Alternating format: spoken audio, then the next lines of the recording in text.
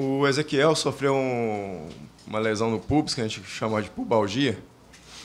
E essa lesão é aguda, é totalmente diferente da primeira lesão que ele teve. E o que nós combinamos, departamento médico junto à comissão técnica, é que ele seja poupado de algumas atividades, de modo que ele não agrave esse quadro.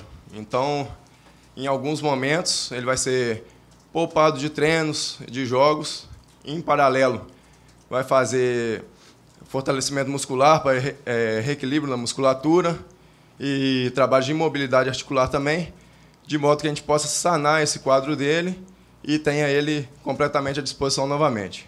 Doutor, essa ação, para que possa ser evitada também uma cirurgia, ele fique parado um tempo maior, quanto tempo vai durar isso? Vai durar até o fim da temporada, para que no início da temporada que vem ele já possa ter esse trabalho um pouco mais adiantado? Não, isso vai depender muito da evolução clínica que ele tiver. Uma vez que a dor dele for reduzindo, a gente vai aumentando as atividades dele.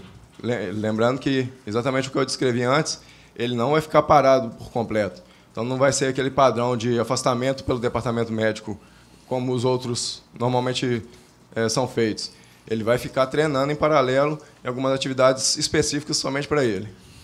Doutor, o senhor pode dar uma previsão sobre o quadro de retorno do Dedé e Manuel, que são dois jogadores que estão fazendo muita falta?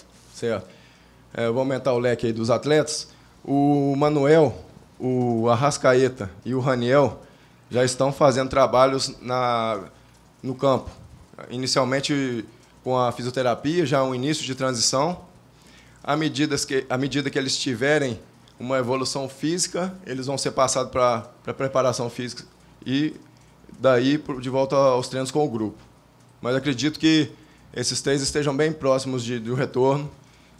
O Manuel, especificamente, é um caso mais delicado, né? Foi uma fratura no pé esquerdo.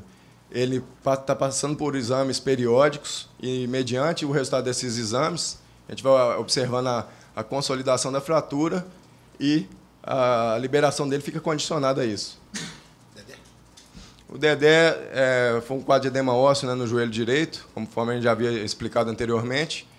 Também está num quadro de melhora, mas ainda não está fazendo trabalhos no campo, está só em fisioterapia. Então, o dele vai demorar um pouquinho mais, mas ainda vai depender exatamente da evolução clínica dele para a gente começar a aumentar a carga. Doutor, uma coisa que a torcida pergunta muito também é sobre um jogador que já está há muito tempo parado, que é um quadro mais delicado, mais complexo. Judivan, talvez jogue esse ano ainda, a gente está em julho já.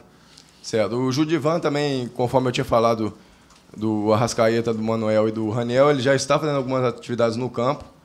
Claro que assim, o tempo dele é um pouco maior pelo tempo de afastamento, né? Ele ficou muito tempo afastado, foram uma série de complicações que ele apresentou.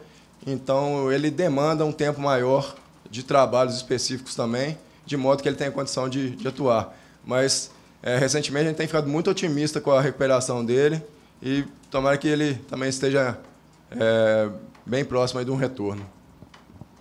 Doutor, o questionamento que fica é por que alguns prazos eles vão além daquilo que foi estabelecido? Para a gente pegar um exemplo, o Manuel, 2 meses para voltar, já ele completa o terceiro. O Dedé, 4 a 6 semanas do edema ósseo, já está indo para a 5ª semana e até agora nem iniciou a transição. Por que isso tem acontecido com mais frequência aqui no Cruzeiro? Certo. O que acontece, assim, a medicina não é uma ciência exata, né? Então, esses tempos são tempos aproximados que a gente coloca assim, por uma média que é estabelecida, mas não significa que esse prazo tem que ser obrigatoriamente cumprido. Então, assim, o que mais condiciona o retorno do atleta é a melhora clínica dele. Tem uns que melhoram num tempo menor, como foi o caso recente do Rafael Sobis. O Raniel também está abaixo da previsão. Agora, o Dedé, como é um quadro que está um pouco mais arrastado, pode ser que tenha alteração nesse prazo. Então, esses prazos não são engessados, são prazos que a gente estabelece a priori num período aproximado, mas que a gente, às vezes, tem que mexer neles de acordo com a evolução e melhora clínica do atleta.